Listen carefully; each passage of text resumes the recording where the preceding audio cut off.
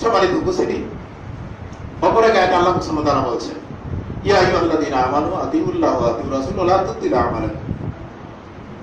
হে ঈমানদারগণ, তোমরা আল্লাহ ও রাসূল সাল্লাল্লাহু আলাইহি ওয়াসাল্লাম অনুসরণ করো। ওয়া লা তুতিলু আমালাকুম, তোমরা তোমাদের আমলগুলি নষ্ট করে দিও না। আমল নষ্ট হয়ে গেলে জাহান্নামে।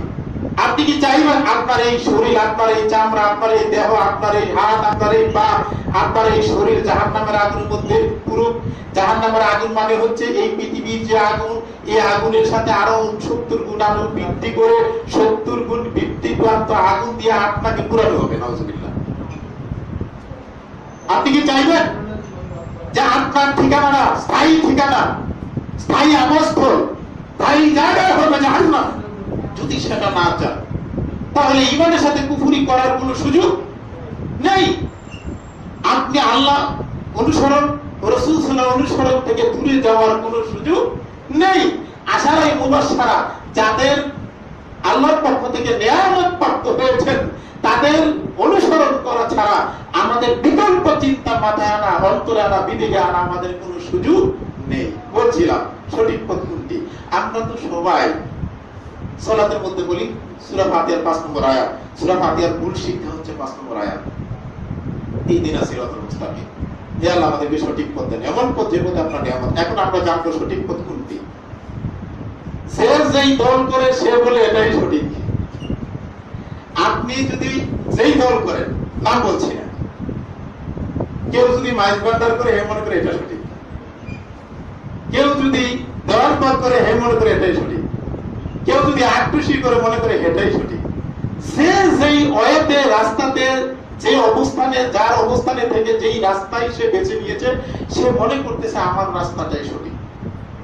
এবং ওই রাস্তাকে সঠিক করার জন্য বাঙ্গাসুরা মতানৈক্য বিভিন্ন মত এনে ঢুকিয়ে বিভিন্ন পন্থা পদ্ধতি অবলম্বন করে ওই ব্যক্তির রাস্তাটা সঠিক করার জন্য মরণ প্রচেষ্টা চলমান করে যাচ্ছে। অথচ একবারও তাকায়নি কুরআনুল কারীমের দিকে। আল্লাহ পাক সুবহানাহু ওয়া তাআলা সঠিক রাস্তা কোনটা, কুরআনুল কারীমের 36 নম্বর সূরা, সূরা ইয়াসিনের প্রথম দিকের 1 থেকে 4 নম্বর আয়াত, সেখানে আল্লাহ পাক সুবহানাহু ওয়া তাআলা সার্টিফাই করে দিয়েছেন সঠিক পথ কোনটা। ব্যর্থতা হচ্ছে আমরা সেই সঠিক পথটা খুঁজে নিতে পারছি না, আর সেই সঠিক পথের উপর আমরা অটল অবিচল দৃঢ় থাকতে পারছি না। আল্লাহ পাক সুবহানাহু ওয়া তাআলা সঠিক পথ কোনটা, আমরা যে সূরা ফাতিহার মাধ্যমে দৈনিক কমপক্ষে 17 বার আল্লাহ পাক সুবহানাহু ওয়া তাআলার কাছে বলছি, ইহদিনাস সিরাতাল মুস্তাকিম, হে আল্লাহ আমাদেরকে সঠিক পথ দেন, যে পথের উপর আপনার নিয়ামত অনুগ্রহ নাজিল হয়েছে। সেই পথটা কোনটা? আল্লাহ সুবহানাহু ওয়া তাআলা বলেন ইয়াসিন। এগুলি হরফে মুকাত্তাত, আল্লাহু আ'লামু বিমুরাদিহি, এর অর্থ আল্লাহ ভালো জানেন। কিন্তু আমাদের দেশে একদল লোক বলে আমরা এই আয়াতের অর্থ জানি, আর এই কথা আল্লাহ সুবহানাহু ওয়া তাআলা কুরআনুল কারীমে বলে দিয়েছেন, তারা বলবে। আর আমরা যাতে এই কথা বলার কারণে বিভ্রান্ত না হই, তাদের ফাঁদে যেন আমরা পাড়া না দিই, তাদের চক্রান্তে যেন আমরা পড়ে না যাই, তাদের কূটকৌশলের কাছে যেন আমরা পরাজিত না হই। আল্লাহ পাক সুবহানাহু ওয়া তাআলা সুন্দর ভাষায় কুরআনুল কারীমে বলে দিয়েছেন, ফি কুলুবিহিম যায়গুন ফায়াত্তাবিউনা মা তাশাবা। যার অন্তরের মধ্যে আছে যায়গুন, মুনাফিকি, বদনামি, লুচ্ছামি, কুমতলব, ফায়াত্তাবিউনা মা তাশাবা, মুতাশাবিহাতের অনুসরণ করে। কুরআনুল কারীমে দুই ধরনের আয়াত আছে, একটা হলো মুতাশাবিহাত, যার অর্থ অস্পষ্ট, আর একটা হলো মুহকামা, যার অর্থ সুস্পষ্ট। আকিমুস সালাহ বোঝা যায় সুস্পষ্ট, আলিফ লাম মিম ইয়াসিন এগুলোর অর্থ বোঝা যায় না, অস্পষ্ট। এত যারার মধ্যে মতলবী আছে, নারী পুরুষ একসাথে বলে জিকির করে, কয় মনের পর্দা ঠিক আছে, আর সেদিকে যাব না। এই যে তাদের মনের মধ্যে একটা মতলব, এই কথা আল্লাহ সুবহানাহু ওয়া তাআলা কুরআনুল কারীমে বলে দিয়েছেন। যাদের অন্তরের মধ্যে মতলব আছে, কৌশল আছে, বদনামি আছে, লুচ্ছামি আছে, তারা বলে, তারা ফায়াত্তাবিউনা মা তাশাবা, তারা তাশাবা আয়াতের অনুসরণ করে। অথচ প্রকৃত কথা হচ্ছে আল্লাহু আ'লামু বিমুরাদি, এর অর্থ আল্লাহ ভালো জানেন। ইয়াসিনের অর্থ কে জানে? আল্লাহ পাক সুবহানাহু ওয়া তাআলা ভালো জানেন। ওয়াল কুরআনিল হাকীম, পদ্মাময়, বিজ্ঞানময় কুরআনুল কারীমের শপথ করে আল্লাহ বলছেন। শপথটা কার? আল্লাহ। ওয়াজের মধ্যে, বক্তৃতার মধ্যে, খুতবার মধ্যে, আলোচনার মধ্যে, সেমিনারের মধ্যে একজন ব্যক্তি জুস এনে যখন আপনাদের সামনে একটা ওয়াজ করে গরম করে চলে গেল, আর আপনি বললেন ঠিক ঠিক ঠিক, উল্টাও বললেন ঠিক। আর আল্লাহ সুবহানাহু ওয়া তাআলা কোরআনুল কারীমের কসম করে বলছেন, আল কুরআনিল হাকীম, বিজ্ঞানময় প্রজ্ঞাময় কোরআনুল কারীমের কসম করে বলছেন, ইন্নাকা লামিনাল মুরসালিন, আপনি আল্লাহর পক্ষ থেকে প্রেরিত দূতবাণী রাসূল। সুবহানাল্লাহ। আলা সিরাতিল মুস্তাকিম, আপনি হচ্ছেন আলা মানে উপর, সিরাত মানে রাস্তা, মুস্তাকিম মানে সঠিক রাস্তার উপর। তা আমরা সূরা ফাতিহার মধ্যে যেই রাস্তাটা চাই আল্লাহ পাক সুবহানাহু ওয়া তাআলার কাছে, সেই রাস্তা কার রাস্তা? রাসূল সাল্লাল্লাহু আলাইহি ওয়াসাল্লাম রাস্তা। দলিল সূরা ইয়াসিন, সূরা 5 নম্বর 36 নম্বর আয়াত 1 থেকে 4। মনে থাকবে, আমাদের মনে রাখা দরকার, আর সেটা আমাদের জীবনে বাস্তবায়ন করা দরকার। কোরআনুল কারীম এত সুন্দর করে উপস্থাপন করেছেন, আমাদের বুঝার অভাব, আমরা বুঝতে চাই না। আমরা সেই কোরআনুল কারীম থেকে, হাদিস থেকে আমরা সেই শিক্ষা নিতে চাই না, যার কারণে আজকে আমাদের মুসলমানদের বিশ্বের দুর্দশা। সেদিকে যাব না। এই দুর্দশার মূল কারণ হচ্ছে কোরআনুল কারীম থেকে আজকে আমরা সমাধান নিচ্ছি না, কোরআনুল কারীম থেকে আমরা পথ বেছে নিচ্ছি না, কোরআনুল কারীম থেকে আমরা রাস্তা বেছে নিচ্ছি না। কোরআনুল কারীমের সিদ্ধান্ত, হাদিসের সিদ্ধান্তগুলি আমরা আমাদের জীবনে বাস্তবায়ন করার জন্য চেষ্টা করছি না। অথচ আমাদের একদিন স্মরণ রাখা দরকার, এই কবরে গেলে পৃথিবীর আপনার পরিবারের কোনো কিছু করার ক্ষমতা নাই, সমাজের কিছু করার ক্ষমতা নাই, চেয়ারম্যান মেম্বারের কিছু করার ক্ষমতা নাই, টাকা পয়সা কিছু করার ক্ষমতা নাই। সেখানে আপনি যা আমল করবেন সেই আমলটাই কবরে আপনাকে হয় সুসংবাদ দেবে, নয় দুঃসংবাদ দেবে। জান্নাতীদের জন্য 5টা সুসংবাদ, জাহান্নামীদের জন্য 5টা দুঃসংবাদ। তবে একটা একটা বলে যাচ্ছি, ইফতাহুল্লাহু বাবা মিনাল জান্নাহ, যদি আপনি সঠিক পথ পেয়ে থাকেন আর সঠিক পথের উপর যদি আপনি মৃত্যুবরণ করতে পারেন, ইফতাহুল্লাহু বাবা মিনাল জান্নাহ, জান্নাতের সাথে কবরের দরজা খুলে দেওয়া হবে। সুবহানাল্লাহ।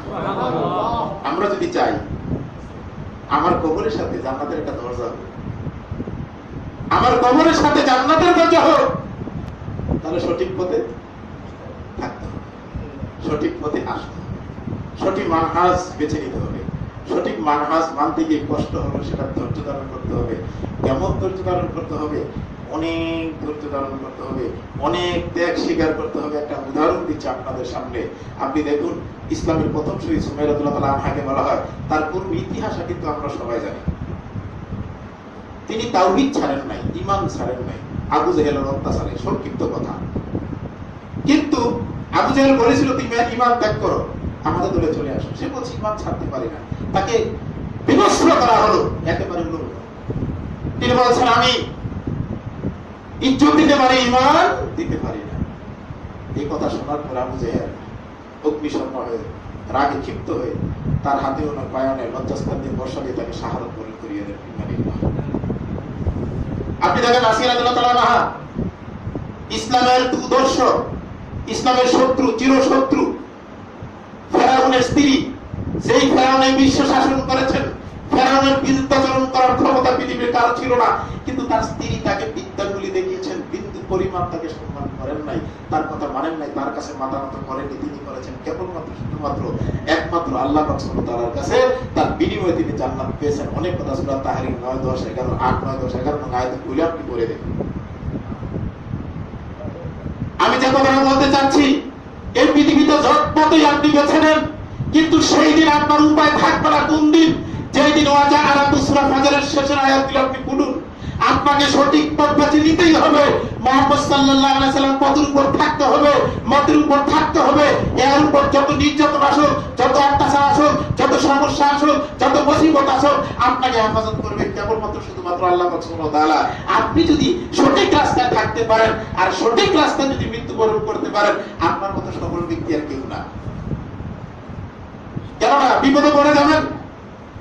এই পৃথিবীতে কেউ বিপদে পড়লে পরিবার, মা বাবা, পিতা মাতা অবশ্যই চেষ্টা করে, ভাই বোনেরা চেষ্টা করে, বন্ধু মহল চেষ্টা করে, আত্মীয় স্বজন থাকলে চেষ্টা করে তার হয়ে দেন। কিন্তু মৃত্যুর পরে হাসরের মাঠে যখন আমরা উপস্থিত হয়ে যাব, আল্লাহ সুবহানাহু সূরা ফাজরের শেষের দিকে যে কথাগুলি বলেছেন, ওয়াজা রাব্বুক, প্রভু আসবে। একটু আপনাদেরকে আমি নিয়ে যেতে চাই ওই আয়াতের দিকে। যা রাব্বুক, আপনার প্রভু আসবে। ওয়াল মালাকু সাফফান সাফফা, ফেরেশতাগণ থাকবে সারিবদ্ধভাবে। আমাদের দেশে প্রেসিডেন্ট আসলে গার্ড অফ অনার দেওয়া হয় না? আল্লাহ সুবহানাহু ওয়া তাআলা হাসরের মাঠে আসবেন, ফেরেশতা এখন গার্ড ও অনার দেবেন, সারিবদ্ধভাবে থাকবেন। একজন প্রেসিডেন্ট প্রধানমন্ত্রী আসলে যেমন সারিবদ্ধ তাদের গার্ড ও অনার দেওয়া হয়, সারিবদ্ধ থাকা হয়, একটু এদিক ওদিক হলে শাস্তি আছে। হাসরের মাঠে আল্লাহ সুবহানাহু ওয়া তাআলা যখন আসবেন, ফেরেশতা এখন সারিবদ্ধ থাকবে। ওয়াজিআ ইয়াওমা ইযিন বিজাহান্নাম, সেদিন জাহান্নামকে আনা হবে, আনয়ন করা হবে। কিভাবে হবে এটা আল্লাহ ভালো জানে, এই ব্যাখ্যা বিশ্লেষণে দেওয়ার কোনো প্রয়োজন নাই। এটা নিয়েও আমাদের দেশে মত, নাউযুবিল্লাহ, এটা নিয়েও মতানৈক্য, প্রয়োজন নেই। একটু খেয়াল করুন, আল্লাহ আছে সামনে, ফেরেশতা সারিবদ্ধ হবে, জাহান্নাম আনা হবে। তো সঠিক পথে যারা থাকবে তারা কি জাহান্নামে যাবে? সঠিক পথে যারা যাবে না তাদের তো জাহান্নাম ভয়, সঠিক পথে যারা থাকবে তাদের তো জাহান্নামের কোনো ভয় নেই, জাহান্নাম তাকে স্পর্শ করবে না। ইয়াউমাইযিন ইয়াতাযাক্কারুল ইনসানু ওয়া আন্না লাহু যিকরা, ইয়াউমাইযিন সেদিন ইয়াতাযাক্কারুল ইনসান, মানুষ স্মরণ করবে, ওয়া আন্না লাহু যিকরা, দুনিয়ার যে কৃতকর্ম এগুলি সেদিন স্মরণ করবে। বুঝতে পারি নাই, এই পৃথিবীতে আপনি যা কর্ম করবেন সেই দিন স্মরণ হবে। কোন দিন? আল্লাহ পাক সুবহানাহু ওয়া তাআলার সামনে, জাহান্নাম সামনে, ফেরেশতা সারিবদ্ধভাবে। সেই দিন এই পৃথিবীতে যত আকাম করেছেন, ভালো করেছেন, মন্দ করেছেন, ন্যায় করছেন, অন্যায় করছেন, সুবিধা করছেন, অসুবিধা করছেন, সত্য বলছেন আর মিথ্যা বলছেন, গুনাহ করছেন আর গিয়ে খারাপ করছেন, সঠিক পথে ছিলেন আর ব্যাঠিক পথে ছিলেন, কেউ কিছু বললে আপনি উগ্রপন্থী হয়ে যেতেন না, সেই দিন সেই কথাগুলি আপনার স্মরণ হবে। ইয়াকুলু, সেই দিন বলবে, ইয়া লাইতানি কাদ্দামতু লি হায়াতি, সেই দিন আফসোস করে বলবে, কাদ্দামতু, আমি যদি প্রেরণ করতাম, লি জন হায়াতি, আমার হায়াত জীবনে। কোন দিন? আল্লাহ সামনে, ফেরেশতা সামনে, জাহান্নাম আনা হবে, উপস্থিত। সেই দিন মানুষ বলবে, আমরা বলবো, আদম আলাইহিস সালাম থেকে শুরু করে কিয়ামত পর্যন্ত যত মানুষ এই পৃথিবীতে আগমন করবে, আদম আলাইহিস সালাম থেকে শুরু করে কিয়ামত পর্যন্ত এই পৃথিবীতে যত মানুষ সেদিন আগমন করবে, হাসর মাঠে একত্র হবে। সেই সময়ে মানুষ আফসোস করে বলবে, ইয়াকুলু ইয়া লাইতানি কাদ্দামতু লি হায়াতি, হায় আফসোস, যদি কিছু প্রেরণ করতাম আমার হায়াতে। এখন আমরা কি হায়াতে না বলবে? আলহামদুলিল্লাহ, আমাদেরকে আল্লাহ হায়াত দিয়েছেন, অনেকে করোনার কারণে মারা গেছেন, আমাদেরকে আল্লাহ এই পর্যন্ত হায়াত রেখেছেন, আলহামদুলিল্লাহ। যারা চলে গেছেন তারা কি আমল করার সুযোগ আছে? আমাদেরকে আল্লাহ হায়াত রেখেছেন, আমল করার সুযোগ আছে না? সংশোধনের সুযোগ আছে না? আমাদের আমল করে যাওয়ার সুযোগ আছে না? লেখামল করে যাওয়ার সুযোগ আছে না? সঠিক পথ পাওয়ার চেষ্টা করে যাওয়ার সুযোগ আছে না? বনি ইসরাইলের সেই ঘটনা আমরা অনেকেই জানেন হয়তো, সেই হাদিস, লম্বা এক হাদিসের একটা অংশ বলছি। এক লোক 99টা খুন করেছে, একজন দার্শনিকের কাছে বলছেন, আমি কি ক্ষমা পেতে পারি? না, কাতালাকে তাকে হত্যা করলেন, খুন হলো কয়টা? 100। আমাদের সমাজে যদি কেউ 100 খুন করে আমরা কি বলবো? যে এই লোকে আর ক্ষমা নাই, এই কথা বলবো না? খুন কয়টা? ওই লোক পাগল, সন্ধান করছে সঠিক পথে, যে আমি মুক্তি পেতে পারি কিনা। একজন ধর্মীয় লাইনের লোকের কাছে গিয়েছে, বলছে ওই গ্রামে যাও, একটা সন্ধান পেতে পারো। কোন গ্রাম? বলছে ওই গ্রাম। তো ওই গ্রামের দিকে রওনা হয়েছে। উদ্দেশ্য কি? সে এই পাপ থেকে মুক্ত হতে চায়, সঠিক পথ পেতে চায়, সঠিক রাস্তা পেতে চায়, সঠিক সন্ধান পেতে চায়, সঠিক সংবাদ পেতে চায়, সঠিক খবর পেতে চায়। তার এই আবেগ, তার এই চিন্তা, এই চেতনা। প্রতিপত্তি গিয়ে মালাকুল মউত হাজির রাস্তায়, মালাকুল মউত হাজির, লম্বা হাদিস। তখন তিনি বুঝতে পারলেন, মানুষ যখন মারা যায় তখন বুঝতে পারে সে আর বেশিক্ষণ বাঁচবে না, এটা অনুমান করতে পারে। তখন হাদিসের মধ্যে যে শব্দটা আছে, সদরিহি, তার বক্ষটাকে একটু বাড়িয়ে দিলেন। কোন কোন জায়গায় কেউ লেখছে মন্তব্যে তার গলাটা বাড়িয়ে দিলেন, কিন্তু হাদিসের শব্দটা বক্ষ, সদরি। তো বক্ষ বাড়ালে তো গলাও বাড়ানো হয়, এটাকে ভুল বোঝার কোনো সুযোগ নাই। বক্ষ যদি কেউ বাড়িয়ে দেয় তো গলা বাড়ানো হলো না। কোন হাদিসে কেউ ব্যাখ্যায় লিখছে গলা, কেউ লিখছে বক্ষ, হাদিসের শব্দটা হুবহু হচ্ছে সদরি। তো মৃত্যুর পরে দুটো ফেরেশতা আসে, জান্নাতি আর জাহান্নামী কাফের। যদি জান্নাতি হয় লোকটা, মানে ধবধবে সাদা একদম ফেরেশতা জান্নাতি কাপড় নিয়ে এসে তার রুটাকে বেঁচিয়ে ইলিউনে নেওয়া হয়, সুবহানাল্লাহ। আর যদি পাপী হয় তাহলে সিজ্জিনে নেওয়া হয়। তো যে ব্যক্তি সঠিক পথে থাকবে তার রুটা কোন দিকে যাবে? ইলিউন। আর যে ব্যক্তি সঠিক পথ পাবে না তার রুটা যাবে সিজ্জিন। তুতোর ফেরেশতা হাজির। মাথা হলো এই যে বক্ষটা একটু বাড়িয়ে দিলেন, গলাটা বাড়িয়ে দিলেন, এই জায়গাটা বেশি হয়ে গেল। ওই গ্রাম থেকে এই যে গলাটা বাড়িয়ে দিলেন, বক্ষটা একটু বাড়িয়ে দিলেন, এই অংশটা একটু বেশি হওয়ার কারণে আল্লাহ তাকে ক্ষমা করে দিলেন, সুবহানাল্লাহ। সে কিন্তু আমল করার সুযোগ পায় নাই, সঠিক রাস্তা পর্যন্ত যেতে পারে নাই, নিয়ত করে রওনা হয়েছে, আল্লাহ তাকে সুবহানাল্লাহ তাকে ক্ষমা করে দিয়েছেন, সুবহানাল্লাহ। এই জন্য তো আল্লাহ হচ্ছেন গফুরুর রহিম, আল্লাহ হচ্ছেন ক্ষমাশীল এবং দয়ালু। তাই তো আনাস রাদিয়াল্লাহু তাআলা আনহু থেকে যে হাদিসটা এসেছে, কুল্লু বনি আদম খাত্তাউন, সমস্ত বনি আদম পাপী, সমস্ত বনি, কুল্লু বনি আদম খাত্তাউন, সমস্ত বনি আদম হচ্ছে পাপী। ওয়া খায়রুল খাত্তাইন আত-তাওয়াবুন, খায়র এই পাপীদের মধ্যে উত্তম হচ্ছে খাত্তাইন আত-তাওয়াবুন, যারা পাপ করে তওবা করে। আপনি পাপ করেছেন, তওবা করেন। আপনি যদি তওবা করতে পারেন আল্লাহ আপনাকে ক্ষমা করে দেবে, সুবহানাল্লাহ। তাহলে সব বনি আদম পাপী, রাসূল সাল্লাল্লাহু আলাইহি ওয়াসাল্লাম বলেছেন বনি আদম পাপী, সবাইকে ক্ষমা করে দেন। ওই ব্যক্তি উত্তম যে ব্যক্তি পাপ করে ক্ষমা চায়। তাহলে আমরা পাপ করেছি, যদি আল্লাহ সুবহানাহু ওয়া তাআলা কাছে ক্ষমা চাইতে পারি তাহলে আমরা কি উত্তম? তো ওই ব্যক্তি ক্ষমার লক্ষ্যে ওই গ্রামে গিয়ে রওনা হয়েছেন, পথিমধ্যে তিনি মারা গেছেন। কিন্তু এই যে তার চিন্তা যে আমি ক্ষমা চাই, তার মধ্যে যে একটা আবেগ, তার মনের মধ্যে যে একটা উদ্বেগ, তার মনের যে একটা ইচ্ছা, তার মনের যে একটা চিন্তা, এই চিন্তার কারণে আল্লাহ সুবহানাহু ওয়া তাআলা তাকে ক্ষমা করে দিলেন, সুবহানাল্লাহ। তাহলে আমি যে কথাটা বলছিলাম একটু খেয়াল করে দেখেন, একটু যে কথাটা বলছিলাম, ওয়া যাআ রাব্বুক, সেই দিন মানুষ আফসোস করে বলবে যেদিন আল্লাহ থাকবে, ফেরেশতাগণ সারিবদ্ধভাবে থাকবে এবং জাহান্নামকে আনা হবে। সেই দিনের কথা একটু খেয়াল করে দেখুন। সেই দিন কি হয়েছে? মানুষ আফসোস করে বলবে, হায় ইয়াকুল ইয়া লাইতানি কাদ্দামতু লিহায়াতি, আমার হায়াতে যদি কিছু আমি প্রেরণ করতাম। সেই দিন ইয়া আইয়াতুহান নাফসুল মুতমাইন্নাহ, ইয়া আইয়াতুহান নাফসুল মুতমাইন্নাহ, হে পাপ মুক্ত আত্মা, হে প্রশান্ত আত্মা, ইরজিই ইলা রাব্বিক, তুমি ফিরে যাও তোমার প্রভুর দিকে। প্রভু কোথায়? সামনে। প্রভু কোথায়? সামনে। এখানে একটা আলোচনা, যদি এলাকার নতুন, সে আলোচনা দিকে যাবো না, সেখানে একটা কথা চলে আসে। কোথায়? আল্লাহ রাখার না নিরাকার, এই নিয়ে আমাদের বাংলাদেশে দ্বন্দ্ব।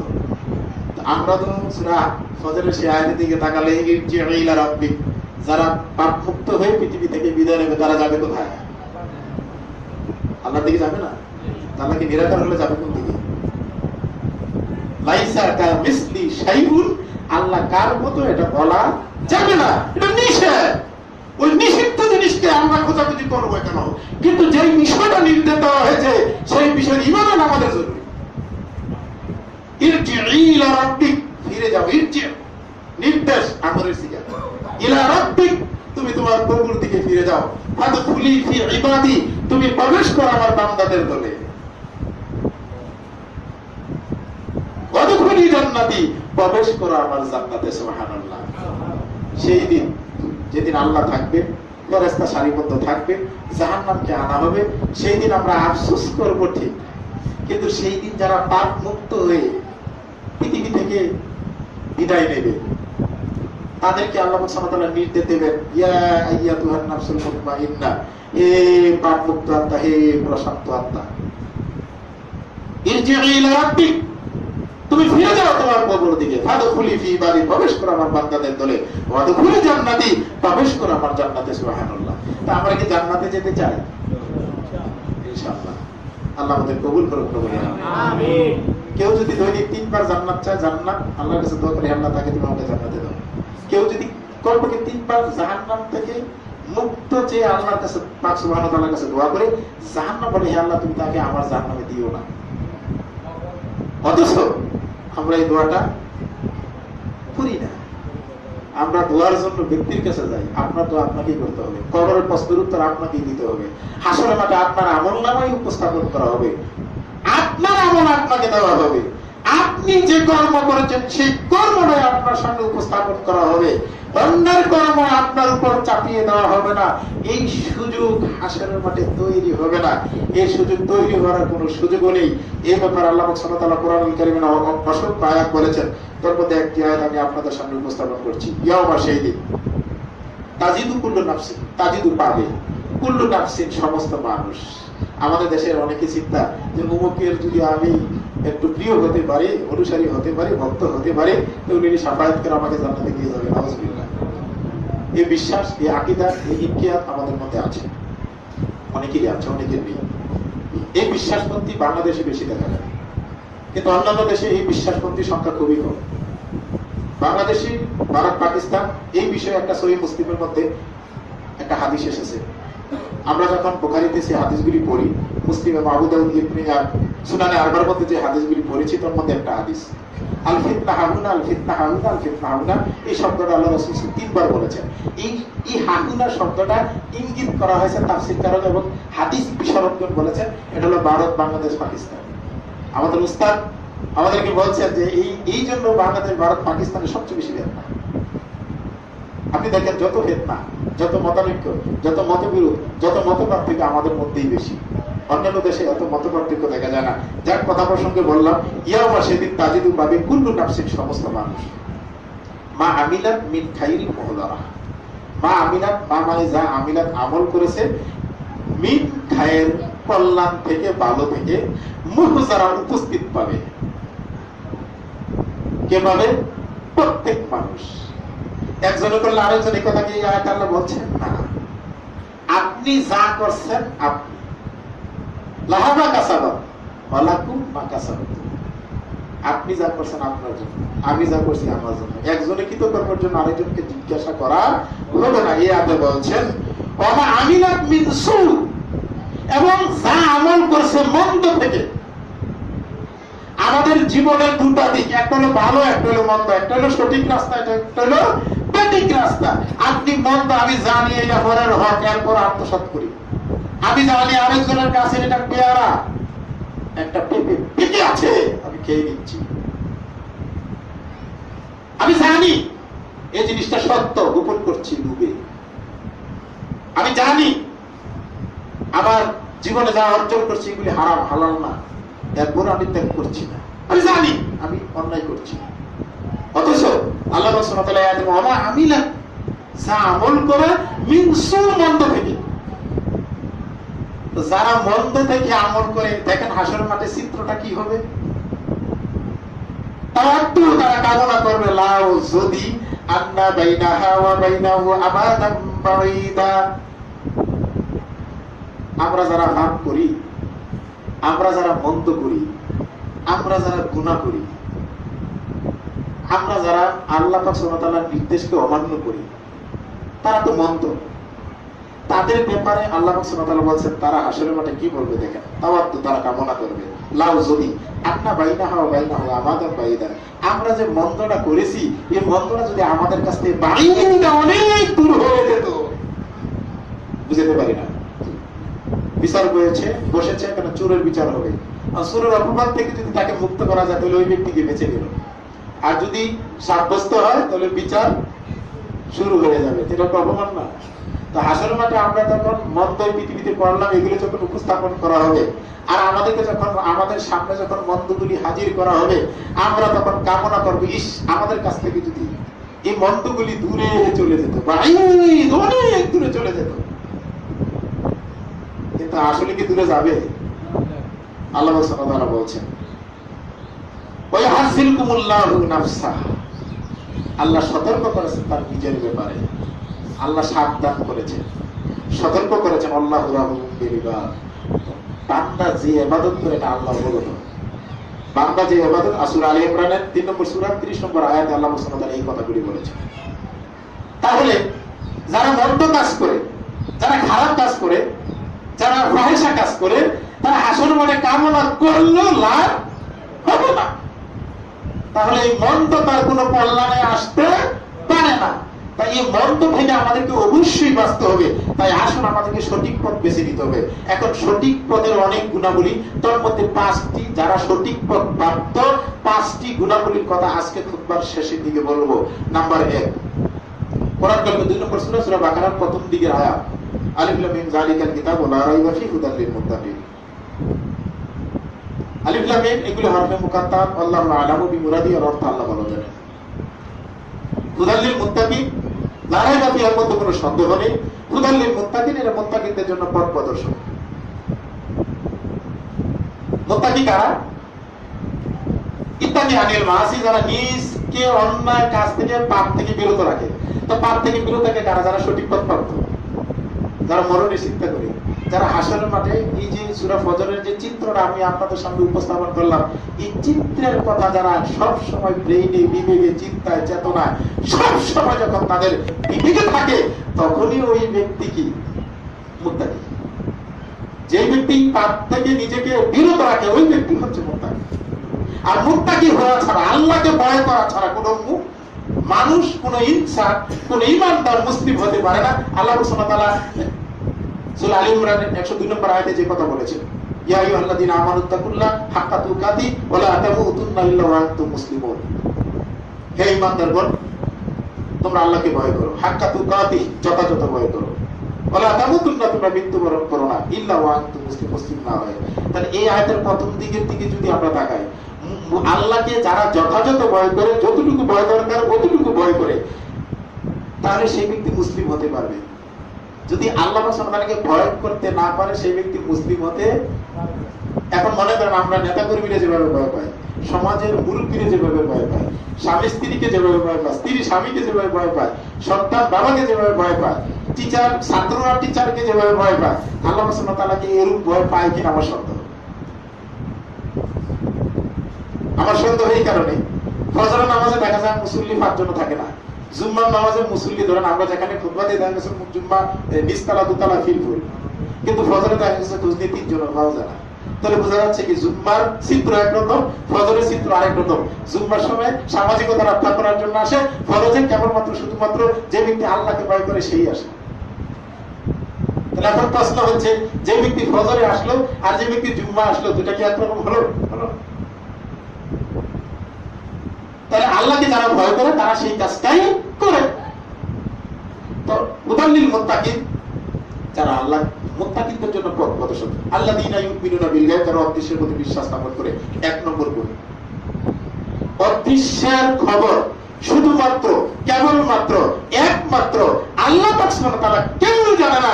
আপনি যদি মনে করেন ওই ব্যক্তি জানে, ওই আলেম জানে, ওই পীর জানে, ওই গাউস জানে, ওই কুতুব জানে, আপনি ভুল করলেন। একটা উদাহরণ দিচ্ছি। আল্লাহ রাসূল স্ত্রীর মধ্যে, অগণিত স্ত্রী, 11 জন স্ত্রীর মধ্যে কুমারী স্ত্রী ছিল আয়েশা রাদিয়াল্লাহু আনহা। হারানোর ঘটনা নিয়ে রাসূল সাল্লাল্লাহু আলাইহি ওয়াসাল্লাম শব্দ বললেন কাকে? আয়েশা রাদিয়াল্লাহু আনহাকে। যদি কোরআনের আয়াত নাযিল না হতো, এই শব্দ কখনো যেতেন না। আল্লাহ রাসূল সাল্লাল্লাহু আলাইহি ওয়াসাল্লাম যদি গায়েব জানতেন, তাহলে হারানোর ঘটনা জানতেন না। অসংখ্য ঘটনা আছে। ওমা ইয়ান্তিকু আনিল হাওয়া ইন হুয়া ইল্লা ওয়াহিয়ুহা। রাসূল সাল্লাল্লাহু আলাইহি ওয়াসাল্লাম এমন কোনো কথা বলতেন না যতক্ষণ ওহী হতো। আল্লাহ রাসূল সাল্লাল্লাহু আলাইহি ওয়াসাল্লামকে যখন জানানো হতো তিনি জানতেন, গায়েব তিনি জানতেন না। এই বিশ্বাস পোষণ কারা করে? যারা সঠিক পথ প্রাপ্ত, যারা মুত্তাকি। নাম্বার 2, যারা সালাত প্রতিষ্ঠা করে। সালাতের মাধ্যমে আপনি গুনাহমুক্ত হতে পারেন। গুনাহমুক্ত হওয়ার জন্য কোন জায়গায় মুরিদ হওয়ার দরকার নাই, ফির ধরার দরকার নাই, কিচ্ছু করার দরকার নাই। আপনি যখন এই সালাত আদায় করবেন, গুনাহগুলি অলরেডি আপনার মুছে যাবে। 5 ওয়াক্ত সালাতের পূর্বে 5 বার যখন আপনি ওযু করবেন, ওযুর পানির সাথে গুনাহগুলি ঝরে যাবে। আপনার ওযু করার নিয়মটা তো জানি না, অথচ বুখারীর সহিহ মুসলিমের হাদিস, লা ইয়াকবুলু সালাতা ইল্লা বিতুহুর, অপর এক হাদিস আছে, লা ইয়াকবুলু সালাতা ইল্লা বিগাইরি তুহুর। পবিত্রতা ছাড়া সালাত কবুল হয় না। কিতাবুত তাহারাতের প্রথম যে হাদিসটা, আত-তুহুরু শাতরুল ঈমান, পবিত্রতা হচ্ছে ঈমানের অর্ধেক। এই তাহারাতকে দুই ভাগে ভাগ করা হয়েছে। একটা তাহারাতু জাহির, আরেকটা হলো বাতিন। একটা হলো প্রকাশ্য তাহারাত, আরেকটা হলো গোপনীয় তাহারাত। মনে চায় জানা করতে করে ফেললেন, এই মনের জিনিসটা কি কেউ দেখে? এটা গোপনীয় অপবিত্রতা। এটা গোপনীয় মন চায় পরের হক খাইতে, এটা গোপনীয় অপবিত্র। মন চায় আরেকজনের ক্ষতি করতে, এটা গোপনীয় অপবিত্র। মন চায় খারাপ কাজ করতে, এটা গোপনীয় অপবিত্রতা। এগুলি থেকে আপনার নিজেকে রক্ষা করা। আর একটা জহের, পায়খানা প্রস্তাব দেখা যায়, তা থেকে আপনি পবিত্রতা অর্জন করলেন। প্রকাশ্য জহের এবং বাতেন উভয় প্রকার অপবিত্র থেকে আপনি পরিষ্কার পরিচ্ছন্ন হয়ে এরপরে আপনি সালাত আদায় করবেন। এজন্য সহিহ বুখারীতে যে হাদিসটা এসেছে, যে ব্যক্তি ওযু সুন্দর করে করবে, রুকু সুন্দর করে করবে, আসারা ওযু এমন না, রুকু এমন না, সুজুদ এমন না, এগুলি যে ব্যক্তি করবে আল্লাহ পাক সুবহানাহু ওয়া তাআলা তাকে ক্ষমা করে দিবেন। সুবহানাল্লাহ। শুধু তাই না, আরেক হাদিসের মধ্যে যেটা এসেছে, রাসূল সাল্লাল্লাহু আলাইহি ওয়াসাল্লাম বলেন, কেউ যদি সালাত আদায় করে ইউরিদু বিহা ওয়াজহিল্লাহ, ইউরিদু বিহা, এই সালাতের উদ্দেশ্য হচ্ছে ওয়াজহিল্লাহ, আল্লাহ পাক সুবহানাহু ওয়া তাআলার সন্তুষ্টি। সালাতের উদ্দেশ্য কিন্তু দুই ধরনের। আল্লাহ সূরা মাউনের মধ্যে বলেছেন, ইউরাউ, লোক দেখানোর জন্য সালাত আদায় করে। আপনার সালাত যদি হয় ইউরিদু বিহা ওয়াজহিল্লাহ, যদি আপনার উদ্দেশ্য হয় আল্লাহর সন্তুষ্টি, কার সন্তুষ্টি? তাহলে আল্লাহ সুবহানাহু ওয়া তাআলা একটা শীতের সকালে গাছের ডাল লাড়া দিলে যেমন তার মধ্যে কোনো পাতা থাকে না, হাদিসে রাসূল সাল্লাল্লাহু আলাইহি ওয়াসাল্লাম ফাতাহাফা, হাদিসের মধ্যে এই শব্দটাই উল্লেখ হয়েছে যে গাছের ডাল নাড়া দিলে শীতের সকালে যেমন গাছের মধ্যে পাতা থাকে না, ডালের মধ্যে একটা, যেই ব্যক্তি সালাত আদায় করে ইউরিদু বিহা ওয়াজহিল্লাহ, আর এই সালাতের উদ্দেশ্য যদি হয় আল্লাহর সন্তুষ্টি, তার শরীরে কোনো পাপ থাকে না। সুবহানাল্লাহ। সেজদার স্থান জাহান্নামে যাবে না। আচ্ছা, যদি সেজদা মানে কপালটা যদি জাহান্নামে না যায়, তারপর শরীর কি যাবে? বুঝাতে পারি না। আল্লাহ সুবহানাহু ওয়া তাআলার কাছে সবচেয়ে প্রিয় হচ্ছে সিজদা, আর এই সাজদাটা আমরা মানুষের কাছে দিই। আল্লাহ আমাদেরকে হেফাজত করুন, হেদায়েত করুন, আমরা বলি আমিন। এই দুই নম্বর কাজ হচ্ছে ইউকিমুনাস সালাহ, যারা সালাত প্রতিষ্ঠা করে। আপনি দেখেন জান্নাত ও জাহান্নামীদের মধ্যে একটা কথোপকথন হয়েছিল। এই কথোপকথনটা কি? মা সালাকাকুম ফি সাকার, কালু লাম নাকু মিনাল মুসাল্লিন। অনেক কথা চলে আসে। জান্নাত ও জাহান্নামীদের কথোপকথন হয়েছে, বাক্যালাপ হয়েছে, কথাবার্তা হয়েছে। তো জান্নাতীরা জিজ্ঞেস, মা সালাকাকুম ফি সাকার, সাকার মানে জাহান্নাম, তোমাদেরকে কোন জিনিস কিসে জাহান্নামে প্রবেশ করালো? কালু, তারা বলে, লাম নাকু মিনাল মুসাল্লিন, আমরা মুসল্লি ছিলাম না। তার মানে নামাজ সালাত আদায় না করলে জাহান্নামে যেতে হবে, আর সালাত আদায় করলে সঠিক পথ পেয়ে যাবেন। ঘোষণা আল্লাহ একটু পরে আপনি পেয়ে যাবেন। 3 নম্বর, অবিম্মা রাযাকনাহুম ইয়ানফিকুন, আল্লাহ যে রিজিক দিয়েছে রিজিক থেকে আল্লাহর রাস্তায় ব্যয় করা। আলহাকুমুত তাকাসুর হাত্তা যুরতুমুল মাকাবির, এই আয়াতের ব্যাখ্যা করতে গেলে 2 ঘন্টা দরকার। আধিক্যের লোভে, প্রাচুর্যের লোভে, সম্পদের লোভ করতে করতে মানে হাত্তা যুরতুমুল মাকাবির, মানুষ কবর পর্যন্ত পৌঁছে যায়। কথাটা কিন্তু 100% সত্য। কোরআনুল কারীম কখনো মিথ্যা হতে পারে না। আমরা কিন্তু সম্পদ মৃত্যুর আগেও মানুষ সম্পদ করে। আর যারা ইমানদার মৃত্যুর আগে চেষ্টা করে তার মুক্তি যাতে লা ইলাহা ইল্লাল্লাহ বের হয়, সে চিন্তায় 24 ঘন্টায় টেনশনে ভুগে যে আমার মুক্তি যাতে কমপক্ষে লা ইলাহা ইল্লাল্লাহ বের হয়ে যায়। সন্তান সম্পত্তি, পৃথিবীর ক্ষমতার আধিপত্য বিস্তার কিছুই চায় না, শুধুমাত্র কেবলমাত্র চায় যে তার শেষ বাক্যটা যাতে হয়ে যায় লা ইলাহা ইল্লাল্লাহ। কারণ রাসূল সাল্লাল্লাহু আলাইহি ওয়াসাল্লাম বলেছেন, মান কালা লা ইলাহা ইল্লাল্লাহ দাখালাল জান্নাহ, যার শেষ বাক্য হবে লা ইলাহা ইল্লাল্লাহ, সে জান্নাতে যাবে। সুবহানাল্লাহ। সুবহানাল্লাহ। আল্লাহ যে রিজিক দিয়েছেন, এই যে মসজিদ নির্মিত হচ্ছে বাংলাদেশের মধ্যে, একটা ভিন্নতর মসজিদ হচ্ছে। এই মসজিদ যেখানে কোরআন হাদিসের বাইরে, এই যে এতক্ষণ আমি আপনাদের সামনে যে আলোচনা করেছি, কোরআন হাদিসের বাইরে একটি কথা বলতে চেষ্টা করিনি। যতদিন এই মসজিদ থাকবে, আমার বিশ্বাস যারা এখানে খুতবা দিতে আসবে কোরআন হাদিসের বাইরে ইনশাআল্লাহ একটি কথা বলতে চেষ্টা করবে না। ভুল তো বিয়ারিস হিউম্যান, মানুষ মাত্র ভুল হতেই পারে। আদম আলাইহিস সালাম ভুল করেছে, তার সন্তান হিসেবে আমরা ভুল করবো, এটা একটা স্বাভাবিক কথা। এই যেই মসজিদে নববী কাবা মসজিদের আমলের সাথে মিল, যেই মসজিদে নির্মাণ করা হয়েছে সহিহ মানহাজ, কোরআন ও সুন্নাহর বাহিরে কোনো আমল এখানে ইনশাআল্লাহ চলবে না। চেষ্টা করা হবে শতবার। কারণ আপনার সন্তানের পিছনে অনেক টাকা খরচ করেছেন, এটা কাজে আসতেও পারে, নাও আসতে পারে, এটা বোধহয় হতেও পারে, নাও হতে পারে। কিন্তু এই মসজিদে আপনি 10 টাকা দান করলেন, সেটা আপনার কাজে লাগবে 100%, এর মধ্যে কোনো সন্দেহ নেই। দানের মাধ্যমে জান্নাতে যাওয়া যায়। কারণ রাসূল সাল্লাল্লাহু আলাইহি ওয়াসাল্লাম বলেছেন, ইত্তাকু আনিন নার, তুমি নিজেকে জাহান্নাম থেকে বাঁচাও। ওয়ালাউ বিশিক্কিত তামরা, যদি খেজুরের একটা অংশ তারা হয়, ফালাম তাজিদু, যদি খেজুরের অংশ না থাকে, ফাকালিমাতুত তাইয়্যিব, তাহলে ভালো কথা দ্বারা জাহান্নাম থেকে বাঁচো। তাহলে আপনি দানের মাধ্যমেও জাহান্নাম থেকে বাঁচতে পারেন। একটা অনুপরিমাণ দান পরিমাণ সমান হবে। সাহাবায়ে কেরাম জিজ্ঞাসা করলেন, ইয়া আল্লাহর রাসূল সাল্লাল্লাহু আলাইহি কিভাবে সম্ভব? কে ব্যাংকে টাকা রাখলে বলে না বৃদ্ধি হয় না? তো ব্যাংকে টাকা রাখলে যদি বৃদ্ধি হয়, তাহলে আল্লাহ সুবহানাহু ওয়া তাআলার কাছে টাকা রাখলে কি বৃদ্ধি হবে না? দুনিয়ার লাভটা যদি আমরা বুঝি বৃদ্ধি হয়, তাহলে আল্লাহ সুবহানাহু ওয়া তাআলার কাছে জমা রাখলে অবশ্যই বৃদ্ধি হবে। মাইন্দাল মিয়ান ফাদু মাইন্দাল্লাহি বাকি, আপনার কাছে যা আছে ইয়ান ফাস সেটা ধ্বংস হয়ে যাবে। মাইন্দাল্লাহি বাকি, আল্লাহ সুবহানাহু ওয়া তাআলার কাছে যেটা রেখে যাবেন সেটা আপনার জন্য বাকি থাকবে। তাহলে এই মসজিদে যেখানে কোরআন হাদিসের চর্চা হবে, আমল হবে, সেই মসজিদ কিয়ামত পর্যন্ত যে চালু থাকে, এই মসজিদে দান করা মানে যে ব্যক্তি মসজিদে দান করলো, যে ব্যক্তি মসজিদ নির্মাণ করলো, কোরআনুল কারীমের আয়াত হাদিস অসংখ্য আমি লিপিবদ্ধ করে নোট করে এনেছিলাম, সময়ের কারণে বলতে পারিনি বলে আন্তরিকভাবে দুঃখিত। তার মধ্যে একটা অংশ আমি বলে যাচ্ছি। আল্লাহ সুবহানাহু কোরআন কারীমে বলেছেন, যে ব্যক্তি মসজিদ নির্মাণ করে, ইন্নামা ইয়ামুরু মাসাজিদাল্লাহ, মসজিদের সাথে যার যে ব্যক্তির সম্পর্ক, যে ব্যক্তি মসজিদ নির্মাণ করে, যে মসজিদ আবাদ করে, আপনি ফাশহাদু, আপনি সাক্ষী দিন সেই ইমানদার। সুবহানাল্লাহ, আপনি সাক্ষী দেন সেই ইমানদার। মসজিদের সাথে যে ব্যক্তি সম্পর্ক রাখে, মসজিদকে যে ব্যক্তি আবাদ করে, মসজিদকে যে ব্যক্তি সেবা করে, মসজিদের সাথে যে ব্যক্তি সম্পর্ক আছে, আল্লাহ সুবহানাহু ওয়া তাআলা বলেছেন তাকে আপনি ইমানদার হিসেবে সাক্ষী দেন। অসংখ্য কথা আছে। তাহলে এই মসজিদের এই গুরুত্ব বুঝাতে গিয়ে কোরআনুল কারীমে মসজিদের ব্যাপারে 28টি জায়গায় মসজিদের গুরুত্ব বুঝাতে গিয়ে 28টি জায়গায় এই মসজিদের কথা উল্লেখ করেছেন কোরআনুল কারীমের মধ্যে। তাহলে আসুন আমরা এই মসজিদকে আমাদের সাধ্য অনুযায়ী যে যতটুকু পারি সে অনুযায়ী আমরা এই মসজিদকে সাহায্য সহযোগিতা করবো। উদ্দেশ্য দুনিয়াকে খুশি করার জন্য না, পরিবারকে খুশি করার জন্য না, সমাজকে খুশি করার জন্য না, এটা যেন হয় পরকালীন একটা মুক্তির উসিলা। যেই দিন আল্লাহর সামনে থাকবে, জাহান্নাম সামনে আনা হবে, যেই দিন ফেরেশতা সারিবদ্ধ থাকবে, সেই দিন যাতে আমরা পুণ্যাত্মা হিসেবে পরিচিত লাভ করতে পারি, পাপমুক্ত আত্মা হিসেবে আমরা পরিচিত লাভ করতে পারি, আমরা যেন সেই দিন বিচার ফায়সালাতে বেঁচে যেতে পারি, এই লক্ষ্যে আমরা আমাদের সাধ্যমতো দান করব। আর 3 নম্বর এই মুত্তাকিদের গুণ, যারা আল্লাহর সঠিক পথ প্রাপ্ত, তাদের 3 নম্বর যে গুণটা এটাই হচ্ছে অমিম্মা রাযাকনাহুম ইউনফিকুন, আল্লাহ যে রিজিক দিয়েছেন এই রিজিক থেকে আল্লাহর রাস্তায় ব্যয় করা।